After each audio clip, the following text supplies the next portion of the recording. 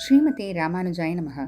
சர்வோபனிஷதோ காவः தோக்தா கோபாலநந்தனः பார்த்தோ வத்சஸ் சுதீர்போக்தா துக்தம் கீதாமிருதம் மஹத். நாள்தோறும் பகவத்கீதையில் நம்ம பகவானுடைய அருள்னால் முதல் அத்தியாயம் முழுவதும் பார்த்து முடிச்சிட்டோம். இப்போ அடுத்த 2வது அத்தியாயத்துக்கு போகிறதுக்கு முன்னாடி முதல் அத்தியாயத்தை பார்த்ததெல்லாம் சின்ன ஒரு ரீகேப் மாதிரி, அதாவது ஒரு நினைவுபடுத்திக்கலாமா?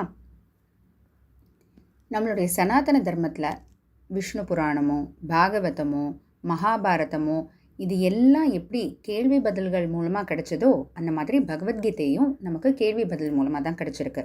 திருதராஷ்டிரன் சஞ்சயன்கிட்ட அங்கே போர்க்களத்துக்கு என்னுடைய மகன்களும் பாண்டவனுடைய மகன்களும் வந்து போயிருக்காங்களே, பாண்டவர்களும் போயிருக்காங்களே, என்ன நடந்துச்சுன்னு கேட்க சஞ்சயன் அதுக்கு ஒவ்வொன்றா பதில் சொல்லிட்டு வராரு. அங்கே போர்க்களத்தில் என்னெல்லாம் நடக்குது, துரியோதனன் எப்படி தன்னுடைய ஆச்சாரியனான துரோணாச்சாரியார்கிட்ட போய் பாண்டவ சேனை பற்றியும் தன்னுடைய சேனை பற்றியும் சொல்லி கொஞ்சம் ஒரு கவலையோடு பேசுகிற மாதிரி தெரிய பீஷ்மர் அவருடைய சங்க எடுத்து ஊதி அவனை சந்தோஷப்படுத்துறதுக்காக செய்ய மற்றவங்க எல்லாம் அவங்க வாத்தியத்தை வாசிக்க ஆரம்பிக்கிறாங்க. அப்போ எதிரணி சும்மா இருக்க முடியுமா? உடனே பகவான் கிருஷ்ணர் அவருடைய சங்கான பாஞ்சஜன்யத்தை எடுத்து ஊத அர்ஜுனனும் தன்னுடைய சங்க தேவதத்தத்தை எடுத்து ஊதுறான். அதை எடுத்து பாண்டவ சேனையிலேருந்தும் எல்லாரும் அவங்கவுங்க சங்க எடுத்து ஊத அந்த ஒலி தான் அந்த போர்க்களத்தில் முழுக்க ஒலிச்சது அப்படின்ற வரைக்கும் பார்த்தோம். அதுக்கு பிறகு அர்ஜுனன் பகவான் பரமாத்மாவான ஸ்ரீ கிருஷ்ணருக்கே ஆணையிடுறான், 2 சேனைகளுக்கு நடுவில் தேரை கொண்டு போய் நிறுத்துன்னு. பகவானும் அதுக்கு மறுபேச்சு பேசாமல் தேரை கொண்டு போய் நிறுத்துறார். ஆனால் அவர் எங்கே நிறுத்துறாருன்றதில் தான் திருப்பமே இருக்குது. நேர கொண்டு போய் ஆச்சாரியனான துரோணாச்சாரியார், கிருபாச்சாரியார், தாத்தா பீஷ்மர்லாம் இருக்கிற இடத்துக்கு முன்னாடி நிறுத்துறாரு. அதை பார்த்த உடனே அர்ஜுனனுடைய மனசு கலங்க ஆரம்பிக்குது. ஏன்னா அர்ஜுனனுடைய மனசு கலங்கினா தானே நமக்கு கீதை பிறக்கும், நமக்கு கீதை கிடைக்கும். அர்ஜுனனோட மனசு கலங்க ஆரம்பிக்குது.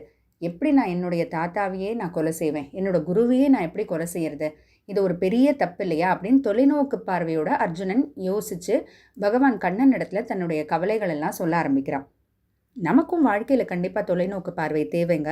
அதுக்காக மனசில் போட்டு எல்லாத்தையும் குழப்பிக்க தேவையில்லை. ஆனால் நம்ம ஒரு முடிவை எடுக்கிறதுக்கு முன்னாடி இதனால் என்ன பாதிப்பு ஏற்படும்னு நம்ம நினைக்கிறதுல தப்பே கிடையாது. அதுபோல தான் அர்ஜுனனும் இங்கே நினச்சிருக்கான். ஏன்னா இவ்வளோ பெரிய போர்னால 2 பக்கத்தில் இருக்கக்கூடிய சேனையில் எல்லாரும் இறந்துட்டா அவங்க குடும்பத்தில் யாருமே இருக்க மாட்டாங்க.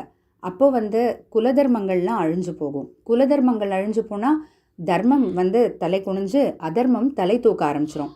அப்போ ஸ்திரீகள் பெண்களுக்கெல்லாம் அவமானம் ஏற்பட ஆரம்பிக்கும். அப்போது எல்லாமே அழிஞ்சு போயிடும் அப்படின்ற மாதிரி எல்லாம் அர்ஜுனன் சொல்ல, ஏன் ஒரு படி மேலே போய் நம்மளுடைய மூதாதையர்களுக்கு செய்ய வேண்டிய காரியங்கள் பித்ருக்காரியம் கூட செய்ய முடியாததுனால அவங்க எல்லாம் கீழுலகங்களில் நரகங்களில் போயிட்டு விழுவாங்க.